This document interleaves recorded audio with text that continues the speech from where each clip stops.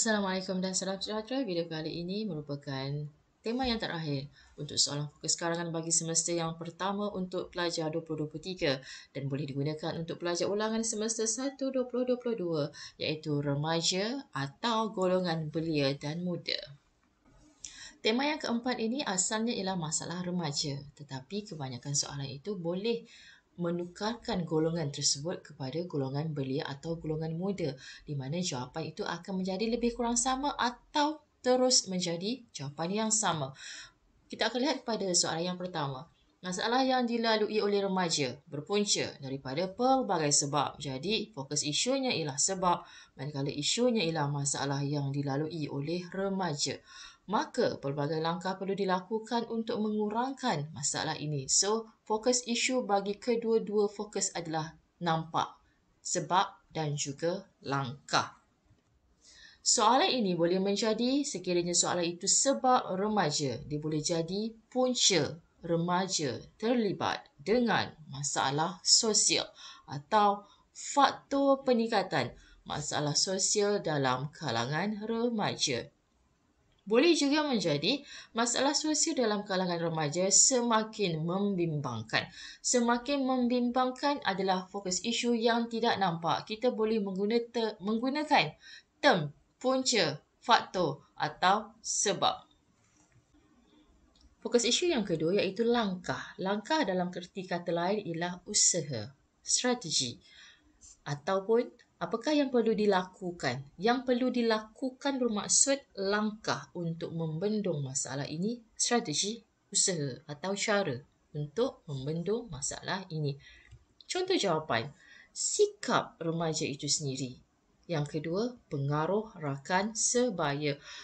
Sebab punca atau faktor seseorang itu terlibat dengan pelbagai masalah, jawapan yang paling kuat ialah sikap seseorang itu. Sama ada sikap remaja, sikap golongan muda atau sikap golongan belia itu sendiri. Dan jawapan yang kedua yang paling pasti ialah pengaruh. Pengaruh daripada siapa? Pengaruh rakan sebaya, pengaruh persekitaran, pengaruh keluarga dan sebagainya. Langkah yang perlu dilakukan. Okey, langkah ini kepada diri remaja itu yang paling pertama, yang paling utama mengukuhkan jati diri remaja, jati diri individu itu sendiri, meningkatkan peranan pelbagai pihak. Pihak ini dia ada ramai, sama ada ibu bapa, sekolah, media massa, masyarakat, kerajaan pun boleh. Soalan yang kedua, pelbagai punca remaja gemar melepak dengan rakan sebaya. Sama seperti soalan satu tadi dan jawapan dia boleh menjadi sama sebab dia tanya sebab punca faktor. Kenapa orang itu terlibat dengan masalah sosial? Sebab melepak merupakan antara masalah sosial. Tabiat ini mendatangkan pelbagai kesan buruk kepada remaja itu sendiri. Jadi soalan ini sekiranya punca seperti biasa, faktor sebab. Golongan terbahagi kepada beberapa golongan, sama ada kita menggunakan golongan remaja, belia atau orang muda adalah benda yang sama juga. Terlibat dengan jenayah atau kes juvenile boleh membawa kepada idea yang sama. Sebab golongan belia atau golongan muda terlibat dengan masalah sosial. So, sama saja. Punca remaja gemar melepak. Seperti tadi, sikap remaja itu sendiri. Ketidakharmonian keluarga bermaksud bila berlakunya kucar kacir di dalam family atau family yang bercerai-berai dan sebagainya, ia akan menjadi punca kepada gejala sosial. Fokus isu yang kedua ialah kesan buruk. Nama lain bagi kesan buruk ialah implikasi. Disebabkan tabiat ini ialah tabiat melepak, bermaksud benda yang negatif, kebanyakan kesannya mestilah kesan-kesan buruk. Antara contoh jawapan cenderung melakukan masalah sosial yang lain, kurang tumpuan dalam kehidupan. Untuk soalan yang ketiga, penlibatan remaja dalam gejala sosial. Masih dalam skop gejala sosial, memberi kesan kepada pelbagai pihak. Siapakah pihak-pihak tersebut?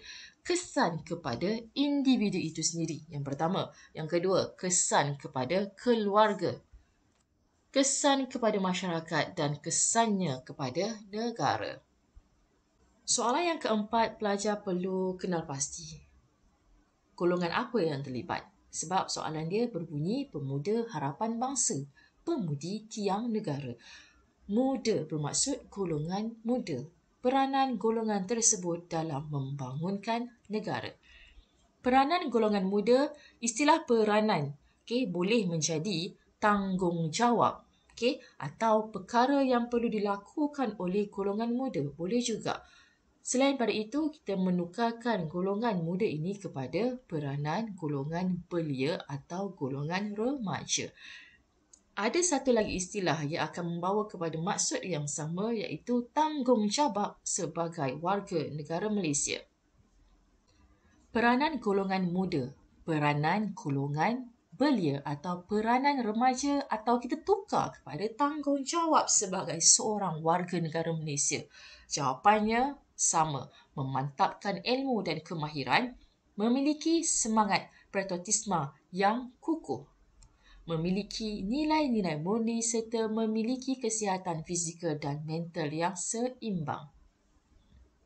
Soalan yang kelima, isunya di luar daripada gejala sosial tadi, di mana gaya hidup mewah merupakan satu daripada sebab. Satu daripada sebab ialah kata kunci bagi kombinasi 1 tambah 4. Bermaksud gaya hidup mewah adalah idea wajib yang pertama. Jadi bila idea wajib yang pertama, dia mesti berada di perenggan yang kedua. Sebab perenggan yang pertama ialah pendahuluan, perenggan yang kedua ialah idea yang pertama. Tidak boleh ada di perenggan-perenggan yang lain daripada perenggan yang kedua. Sebab golongan muda kini boleh diisytiharkan muflis. So, itu ialah isu dia. Golongan muda diisytiharkan muflis. Sebab golongan muda di sini sesuai hanya untuk golongan muda dan belia sahaja. Untuk golongan remaja, dia tidak sesuai untuk ditanya berkaitan dengan muflis. Jadi, pelajar kena perhatikan isu yang dinyatakan. Sebab yang pertama, gaya hidup mewah, penggunaan kad kredit yang tidak terkawal, pengurusan kewangan yang lemah serta pendapatan yang tidak mencukupi. Untuk soalan yang keenam pula, belia berpengetahuan tinggi merupakan aset penting. Penting bermaksud kepentingan belia yang berpengetahuan tinggi bagi pembangunan sesebuah negara. Contoh jawapan, pemimpin masa hadapan. Golongan belia ini merupakan peneraju dalam pelbagai industri di negara ini. Contoh jawapan yang ketiga, sumber tenaga kerja utama serta pencetus idea baharu. Secara ringkas, tajuk yang bertemakan golongan remaja mulia atau belia ini kebiasaannya akan bertanya tentang kenapa mereka terlibat dengan perkara-perkara ini. Jadi, kenapa bermaksud sebab punca faktor golongan ini terjebak dengan masalah-masalah sosial. Jawapan pasti yang paling firm ialah sikap individu itu sendiri. Ataupun awak boleh tukar sikap remaja itu sendiri. Sikap golongan muda. Sikap golongan belia.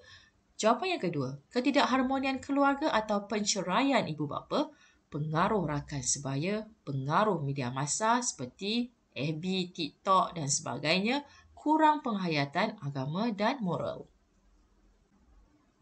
Untuk fokus isu yang kedua pula, kebiasaannya dia akan tanya langkah, kaedah, strategi, cara untuk mengurangkan masalah tadi.